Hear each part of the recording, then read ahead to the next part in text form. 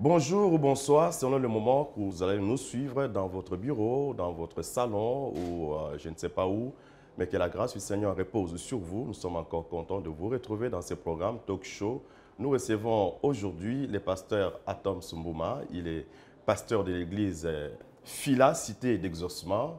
Bonjour pasteur. Bonjour, bonjour. Nous sommes très contents d'être avec vous. Moi aussi. Moi aussi. Et encore merci pour le message que vous nous avez apporté. Amen. Il est question donc dans ces rendez-vous, comme vous le savez bien aimé, de vous donner l'essentiel de ces messages. Vous qui n'avez pas été là ou qui avez été là mais vous voulez une répétition, comme on le dit en français, la répétition, c'est la mère des sciences.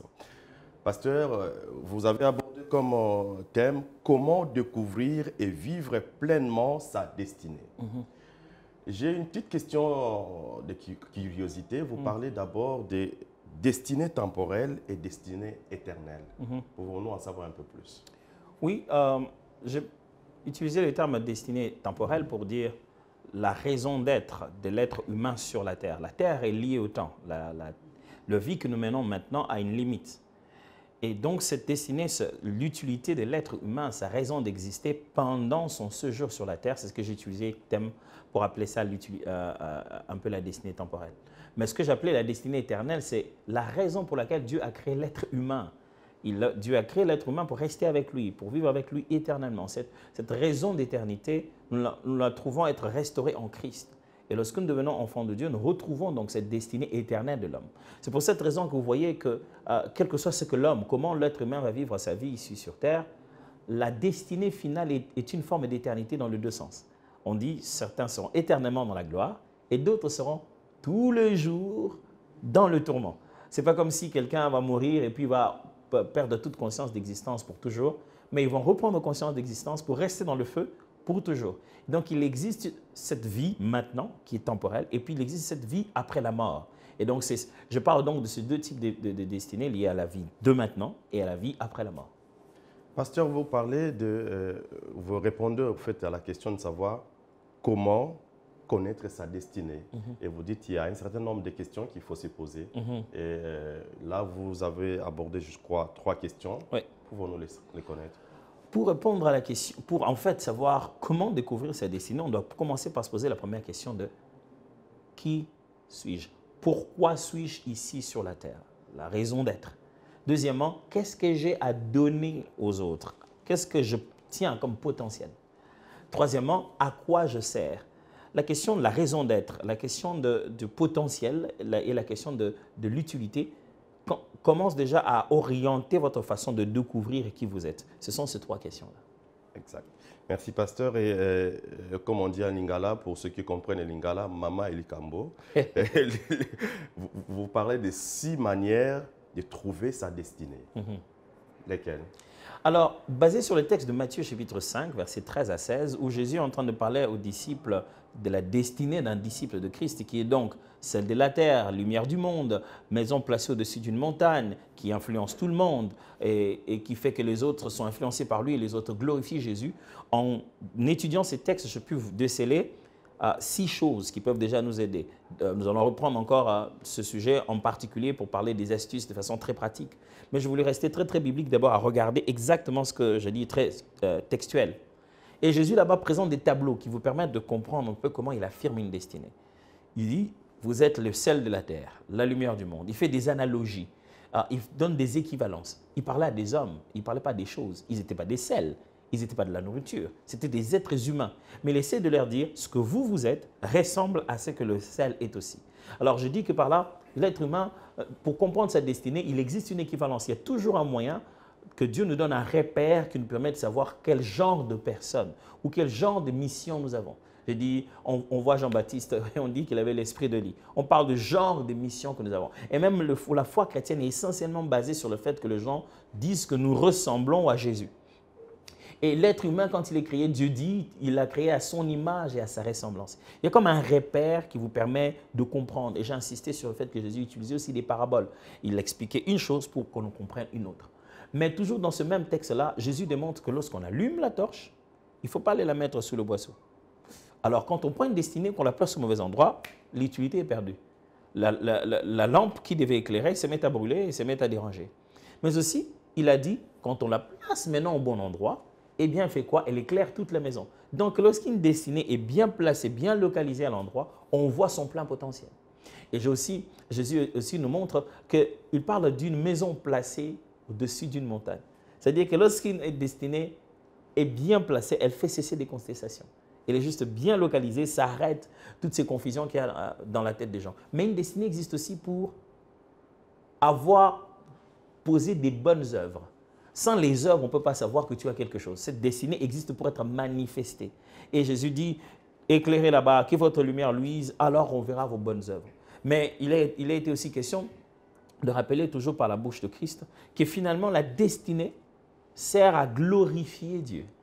Quand une destinée se manifeste, la finalité, quand les autres en profitent, après toute la gloire remonte à Dieu. Et donc, c'était là les quelques points, si ma mémoire est encore bonne, les quelques points que je parlais pour pouvoir montrer en fait les principes que Jésus présente là-bas. Notre prochaine séance va vraiment devenir qu'est-ce que je fais pour découvrir quelle est ma destinée. Ça va devenir très, très pratique et très pragmatique. Fais ci, fais ça. Ça va vraiment être une liste, j'allais dire, instructive de qu'est-ce que l'on peut faire et par où on peut commencer pour bien découvrir sa destinée. Pasteur, finalement, quelle est la finalité, si je peux me répéter, de la destinée? Ça, c'est le 6e point. Je vous tends un peu la perche. La finalité de la destinée, c'est la gloire de Dieu, c'est glorifier Dieu. Notre destinée ressemble à Christ et la finalité, c'est la gloire de Dieu. Comme je l'ai expliqué au début, j'ai montré que, en réalité, la destinée, Dieu crée l'homme avec cette destinée. L'homme vient exister avec cette destinée. La fin de compte, c'est que toute la gloire revient à Dieu. Dieu nous a créés pour sa gloire.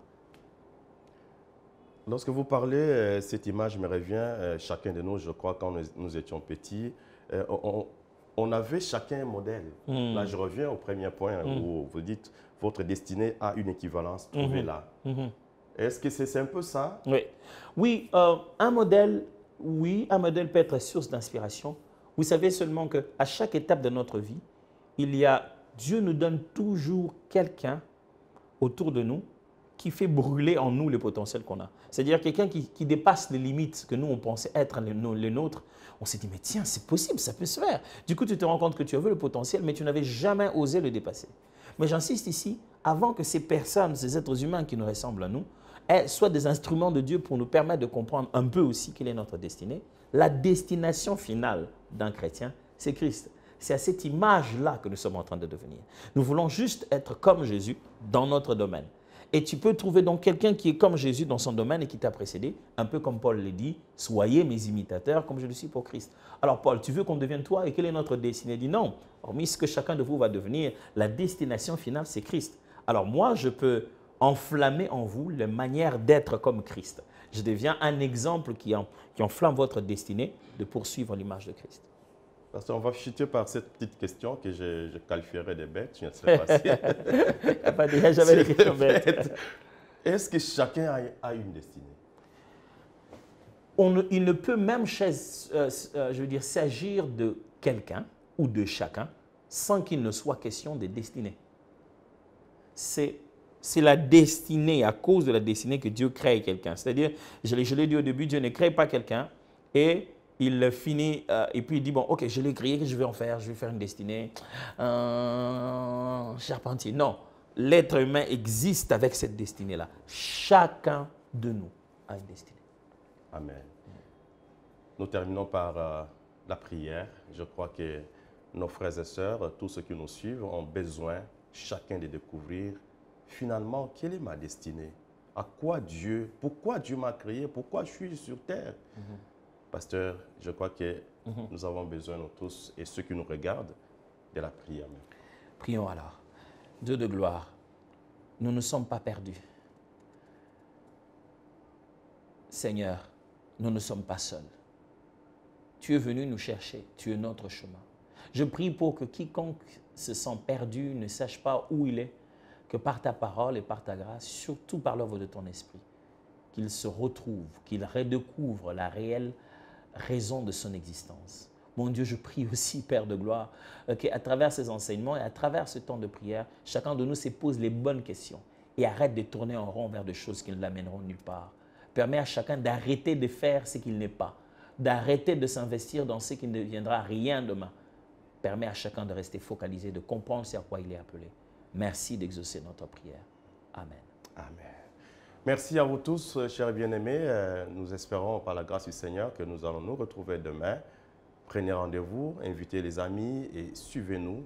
Et Dieu ne manquera pas de vous bénir. Au revoir chez vous.